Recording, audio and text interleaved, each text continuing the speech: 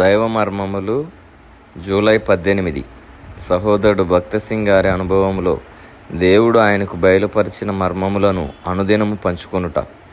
నీతిని అనుసరించుచు యెహోవాను వెదకుచు నుండువార్లారా, నా మాట వినుడి.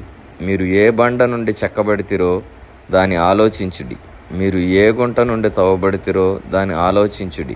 మీ తండ్రి అయిన అబ్రహాము సంగతి ఆలోచించుడి. మిమ్మును కనిన శారాను ఆలోచించుడి. అతడు ఒంటరి అయి ఉండగా నేను అతన్ని పిలిచి తిని, అతనిని ఆశీర్వదించి అతన్ని పెక్కుమంది అగినట్లు చేసి తిని. యెహోవా సీయోనును ఆదరించుచున్నాడు. దాని పాడైన స్థలములన్నిటినీ ఆదరించి దాని అరణ్య స్థలములను ఏదెను వలె చేయుచున్నాడు. ఆనంద సంతోషములను కృతజ్ఞతాస్తుతియు సంగీత గానమును దానిలో వినబడును. యెషయా 51:1-3 వరకు. 25వ శకరము.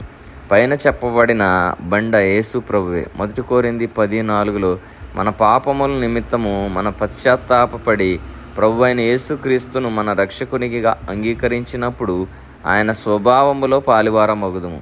2 పేతురు 1:4 స్వాభావికముగా మనము పాపులము.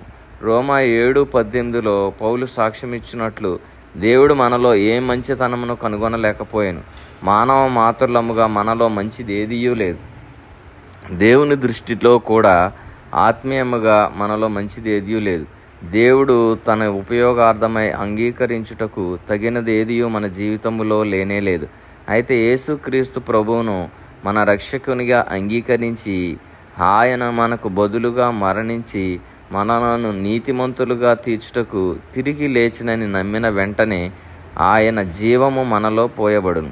తద్వారా ఆయన స్వభావములో పాలివారమగుదము.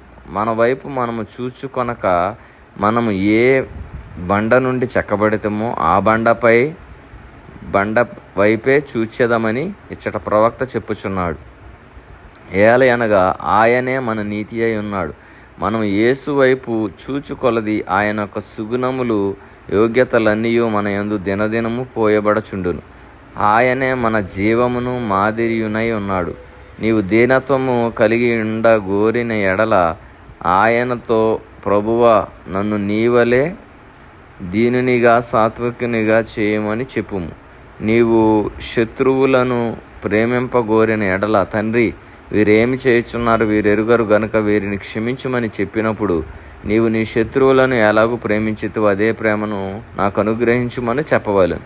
ఆయన ప్రేమ, దీర్ఘశాంతము, ఓర్పు, ఆనందము మనకు దయచేయమని ప్రార్థించవచ్చును. అప్పుడు ఒక దినమున మనం ఆయన్ను పోలియుందుము.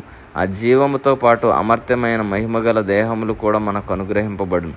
1 యోహాను 3:2 ఓ ప్రభువా, నా బలహీనతలను లోటుపాట్లను జయించుటకు నీ జీవము అధికముగా నాకు దయచేయమని ప్రార్థించుట ద్వారా మనము జయశాలుల మగుచుండుట కనుగొందుము.